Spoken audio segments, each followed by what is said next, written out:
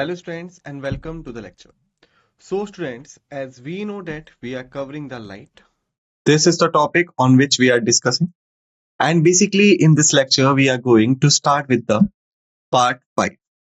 So far we have done with part 4. Okay.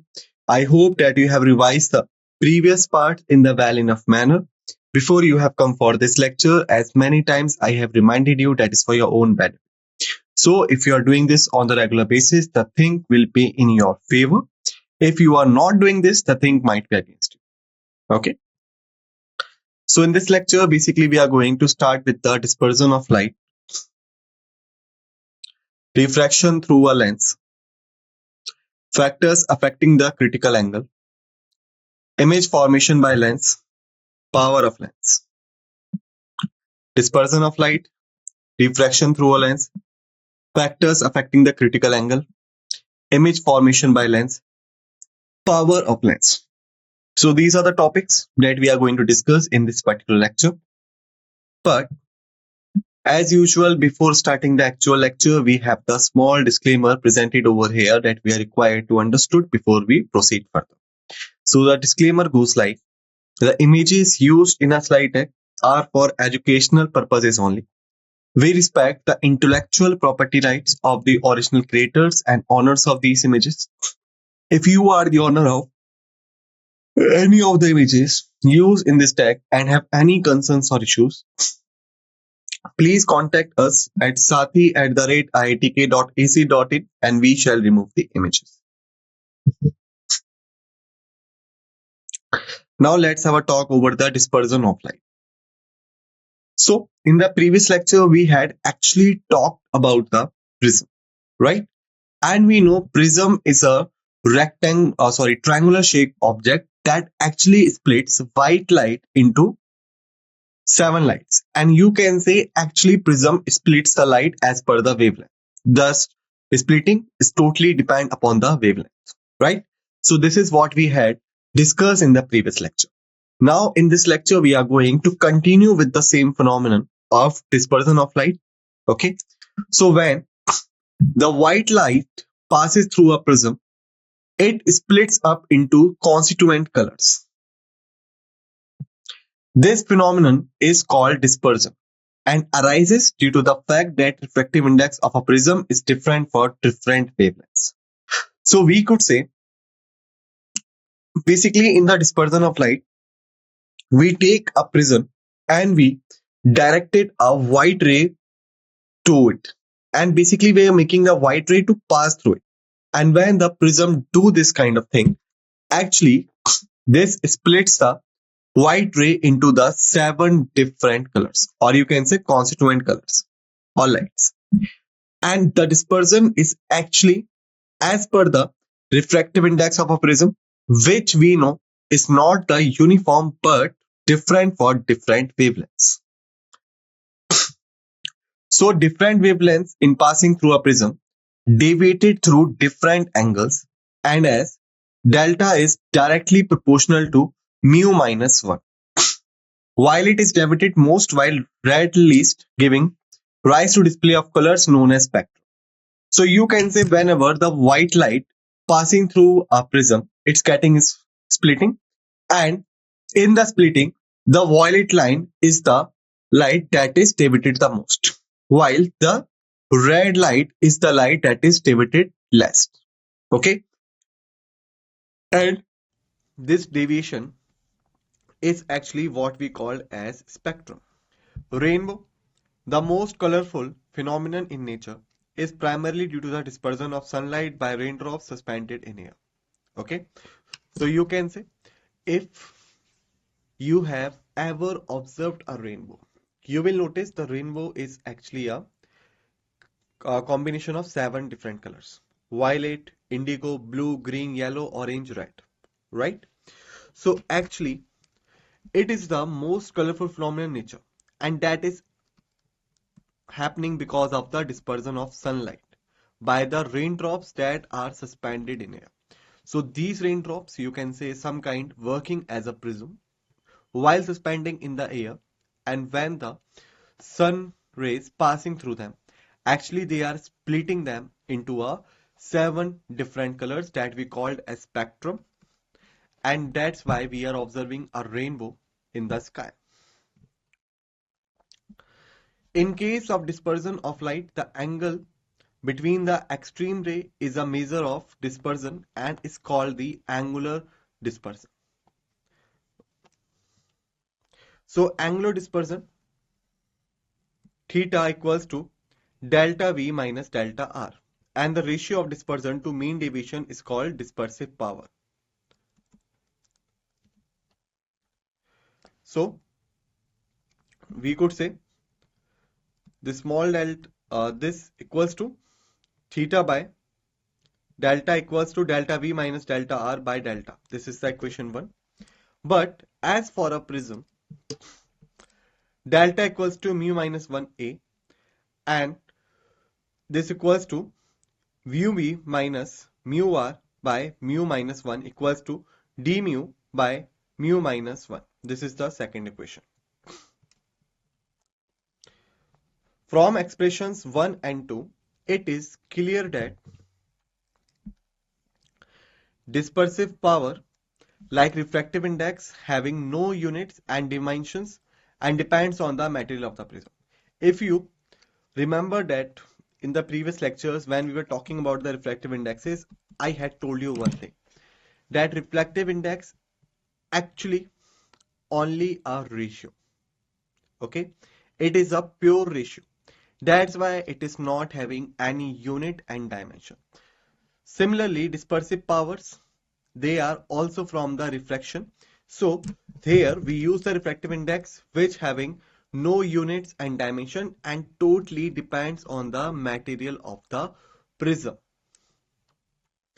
As for a given prism, dispersive power is constant. Therefore, theta is directly proportional to delta. Dispersion of different wavelengths will be different and will be maximum for violet and minimum for red, as deviation is maximum for violet and minimum for red. Here remember, the more dispersion will be for violet light and less will be for red light. Why? Because the violet deviates most because of the wavelength and red deviates least because of the wavelength. So that's why the light which deviates the most will have the more dispersion and the light which deviates the least will have the least dispersion. Therefore, in the spectrum of white light produced by a prism, spread of white light is most while least for red. However, in grating spectra, spread of violet is least while of red most. Okay, so here you can see this is the white light, and here you can say this is the prism that we have used. It's a triangular shape or pyramid shape type of object. So here you can say when the white light passing through it, it actually got split or deviates, or you can say dispersed into 7 lights: violet, indigo, blue, green, yellow, orange and red. This is what we call as a dispersion of light. Here you can see it through the picture also. Alright, so here remember, in the spectrum of white light produced by the prism, violet will spread the most while red least. But there is a condition also. In grating spectra, the spread of violet is least while of red most. Now, dispersion of light, prism spectra, grating spectra. Note, there is an important note. The spectrum is actually studied with the help of spectrometer. A spectrometer has 3 basic parts. Wise, one is collimator, which gives a narrow, intense and parallel beam of light.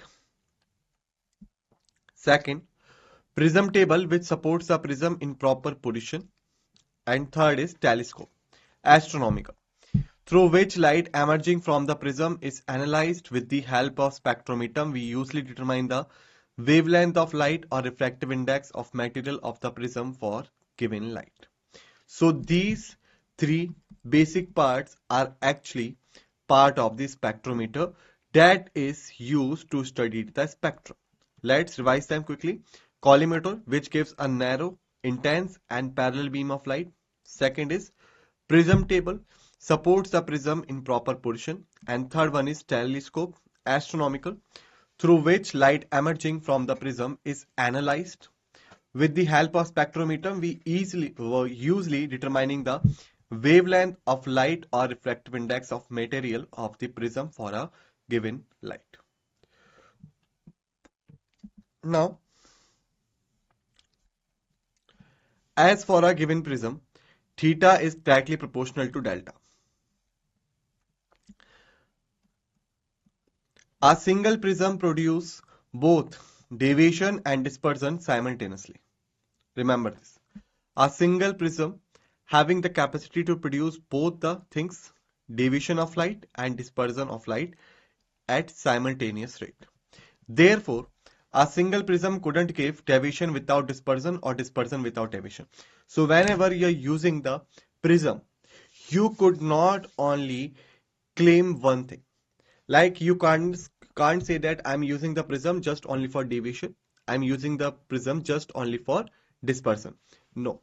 Whenever you use the prism to passing a light, it always give two results, deviation and dispersion. No single result, two results always.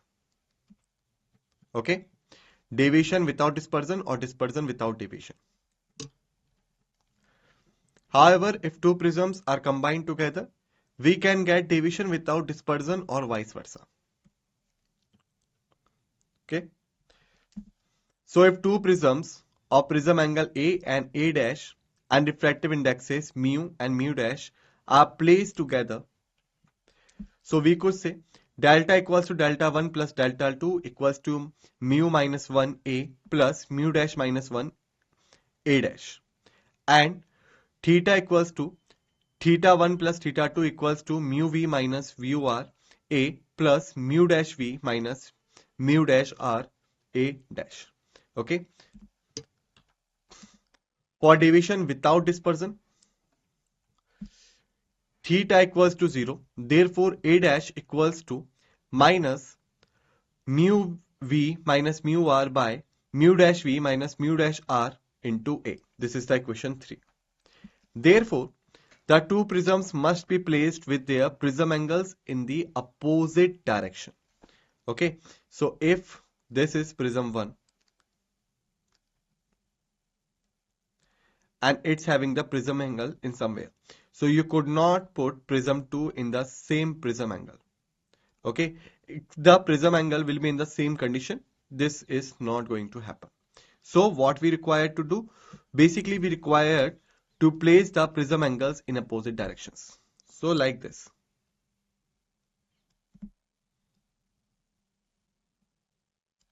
Okay. So now you can say the prism angles are in opposite direction. Then we could get deviation without dispersion or dispersion without deviation. So that condition given by equation 3 may be satisfied. In this situation, delta equals to delta 1 into 1 minus W dash. Usually, dash is always greater than the original one. So, is in the same direction as produced by the first prism. Here you can say in the figure. It is a deviation without dispersion. Okay. The prism which produces deviation without dispersion is called achromatic prism.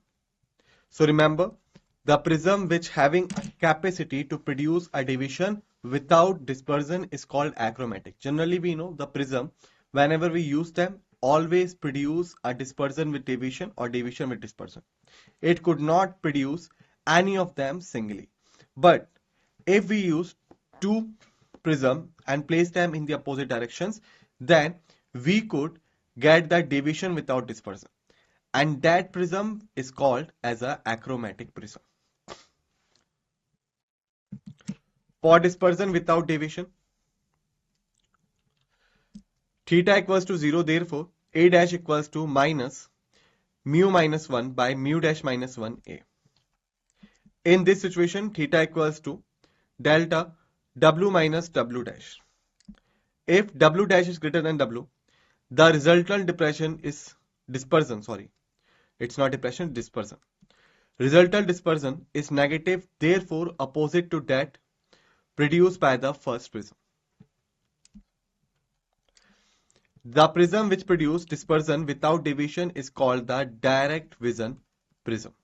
Okay, so remember, for deviation without dispersion, achromatic prism.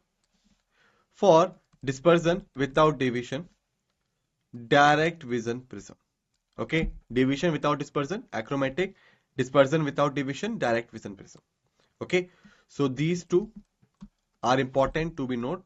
Just keep them in your mind and just remember them. Now, let's have a talk over the refraction through a lens. So first, let's have a talk over the lens. What do we mean by the lens? A lens is a piece of transparent material with two reflecting surfaces such that at least one is curved and refractive index of its material is different from that of the surroundings.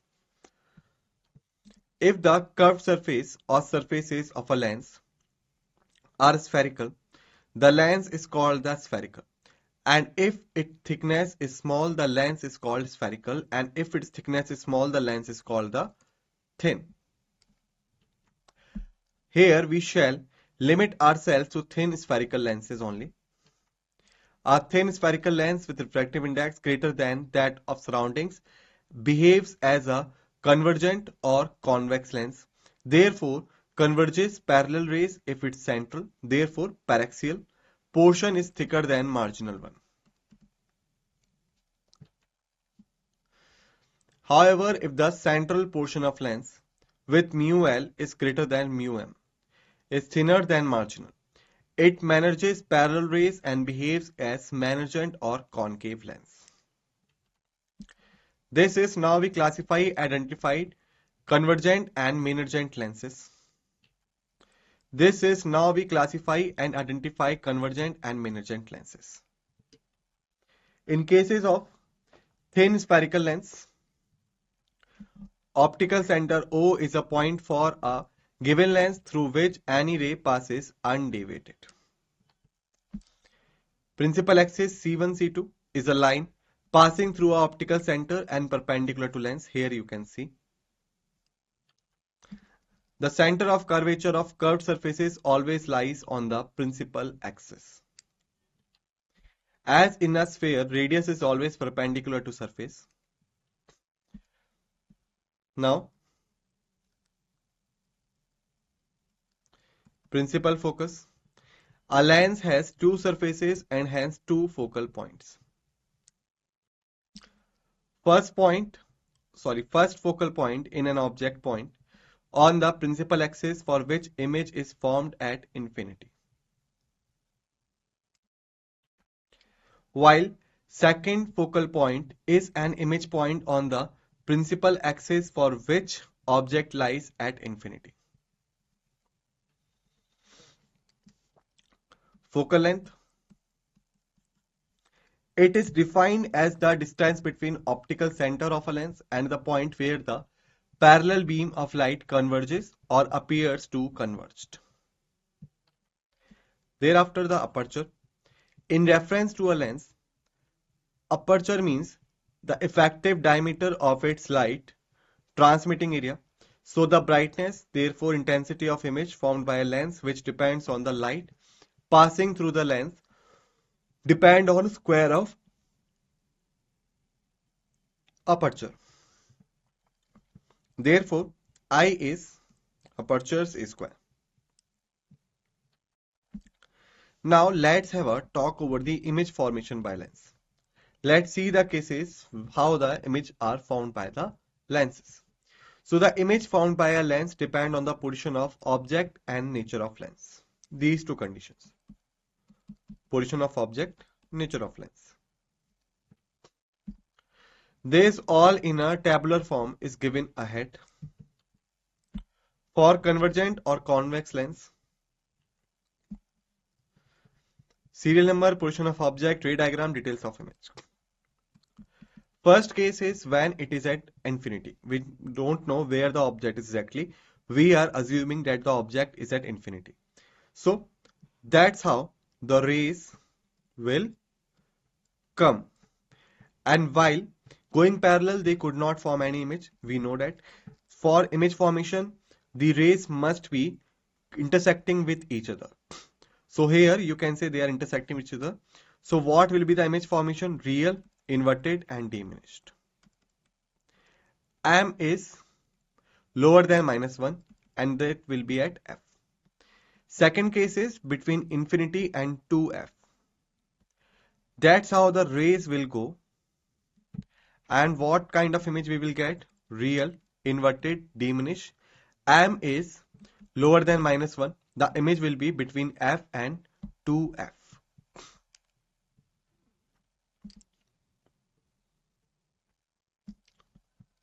Again for convergent or convex lens, position at 2F. That's how the rays will go. Details of image, real, inverted, equal, and M equals to -1 and formation at 2F. Thereafter, between 2F and F, that's how the rays will go. The image will be real, inverted, and large. M is greater than -1 and the image will be between 2F and infinity.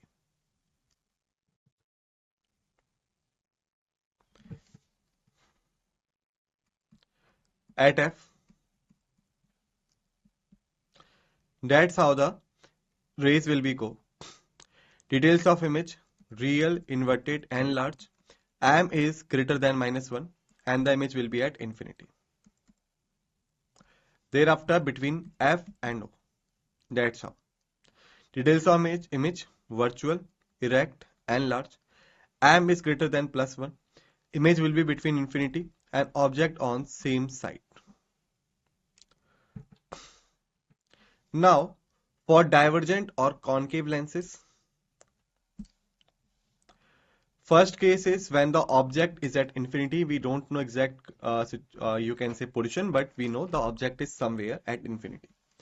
That's how the rays will go. And details of the image will be virtual, erect, diminish. M is lower than +1 and the image will be formed at AF. In front of lenses, that's how the rays will go and the image will be virtual, erect, diminish between F and optical center. Thereafter, let's have a talk over the power of lenses.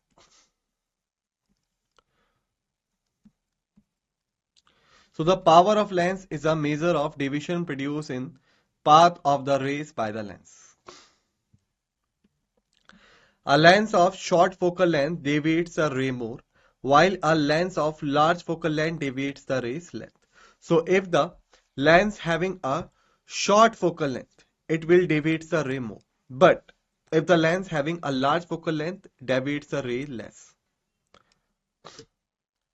Hence, the power of lens is expressed or measured in terms of the reciprocal of the focal length. Its unit is diopter, D. Power of lens P equals to 1 by focal length F in meters. The power of a convex lens is positive and of a concave lens is negative. Considering two thin convex lenses of focal length f1 and f2 kept in contact with each other coaxially as shown in figure, then 1 by f equals to 1 by f1 plus 1 by f2, so p equals to p1 plus p2. If there are a number of thin lenses in contact, then the equivalent focal length is 1f equals to 1 by f1 plus 1 by f2 plus 1 by f3 plus so on. If P1, P2, P3 continues are the power of the lenses of focal lengths f1, f2, f3 continued, then the effective power of the combination is or will be P equals to P1 plus P2 plus P3 continues when two lenses of focal length f1 and f2 are separated by a distance d. Then the effective focal length of two lenses is given by 1 by f equals to 1 by f1 plus 1 by f2 plus d by f1 f2. In terms of power P1 and P2, the effective power will be P equals to P1 plus P2 minus dP1 P2. In case of image formation by a lens, the incident ray is refracted twice at first and second surface respectively. The image formed by the first surface acts as an object for the second. So from the formula for refraction at curved surface, 1 by V minus 1 by U equals to mu minus 1, or we could say 1 by R1 minus 1 by R2. Now if object is at infinity, image will be formed at the focus. Therefore, for U equals to minus infinity, V equals to F, so the above equation becomes 1 by F equals to mu minus 1 into 1 by R1 minus 1 by R2, which is known as lens maker formula. Now, lens formula, 1 by V minus 1 by U equals to 1 by F. In case of lenses, transverse magnification is given by M equals to I by O equals to V by U. As every part of lenses forms complete image, if a portion, say lower half, is obstructed, say covered with black paper, full image will be formed but brightness, therefore intensity, will be reduced to half. The minimum distance between a real object and its real image formed by a single lens is 4f. In case of sun goggles, the radii of curvature of two surfaces equal with center on same side, therefore R1 equals to R2 equals to R. So 1 by f equals to mu minus 1, 1 by r minus 1 by r equals to 0, f equals to infinite, and p equals to 1 by f equals to 0. This is why sun goggles have no power or infinite focal length. If an equiconvex lens of focal length f is cut into two equal parts by a horizontal plane, then as none of mu, R1 and R2 will be changed, the focal length of each part will be equal to that of initial length. Therefore, 1 by f equals to mu minus 1 into 1 by r minus 1 by minus r equals to 2 mu minus 1 by r. However, in this situation, as light transmitting area of each part becomes half of initial, so intensity will be reduced to half and aperture to 1 by under root 2 times of its initial value, as I is directly proportional to aperture square. However, if the same lens is cut into two equal parts by vertical plane, the focal length of each part will become 1 by f dash minus mu minus 1 into 1 by r minus 1 by o equals to mu minus 1 by r dash r into 1 by 2f. Therefore, f dash equals to 2f. Therefore, the focal length of each part will be double of its initial value. In this situation, as the light transmitting area of each part of lens remains equal to initial, intensity and aperture will not change.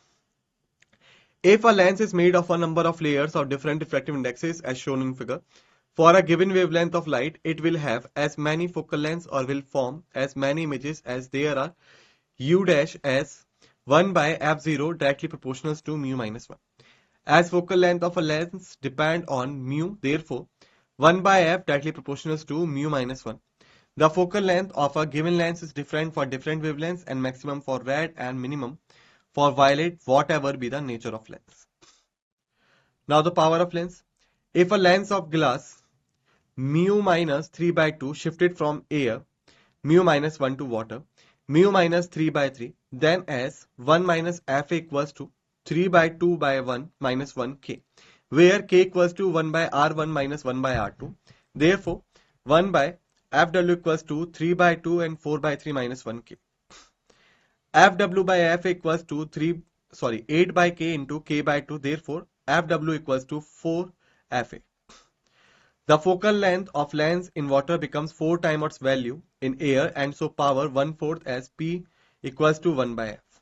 If a lens is shifted from one medium to another, depending on the refractive index of the lens and the medium, the following situations are possible. First, mu m is greater than mu l. In this situation, f will become increase without change in nature of lens. Power of lens decreases. Mu m equals to mu l. In this situation, mu equals to mu l by mu m equals to 1. So that 1 by f directly proportional to mu minus 1 equals to 0. Therefore, f equals to infinite. Therefore, lens will neither converge or merge, but will behave as a plain glass plate. If mu m is greater than mu l, in this situation mu equals to mu l by mu m is lower than 1. So in lens maker formula, sign of f and hence nature of lens will change. Therefore, a convergent lens will behave as mergent and vice versa. Example, air bubble in water looks like a convex lens but behaves like a concave lens. If two thin lenses of opposite nature with different focal lengths are put in contact, the resultant focal length will be of same nature as that of the lens of shorter focal length, but its magnitude will be more than that of shorter focal length. If a lens of focal length f is maniated into two equal parts as shown in figure A, and each part having a focal length f, then as 1 by f plus 1 by f plus 1 by f, therefore ft equals to 2f. Therefore, each part will have focal length 2f. Now, if these parts are put in contact as figure B or C, the resultant focal length of combination will be 1 by f equals to 1 by 2f plus 1 by 2f, therefore f equals to initial value. If a lens of focal length f is cut in two equal parts as shown in figure A, each part will have focal length f. Now if these parts are put in contact as shown in figure B, the resultant focal length will be 1 by f equals to f1 plus 1 by f, therefore f equals to f by 2. However, if the two parts are put in contact as shown in figure C, first parts will behave as convergent lens of focal length f, while the other mergent of same focal length, being thinner near the axis. So in this situation, 1 by f equals to 1 by f plus 1 by minus f. Therefore, f equals to infinite ORP equals to 0. The power of thick lens is greater than that of a thin lens. So here we have finished this part. It is requested to all of you kindly revise the facts and figures that all we have discussed in this lecture and keep yourself ready for the next lecture. With this note, let's end this lecture and thank you.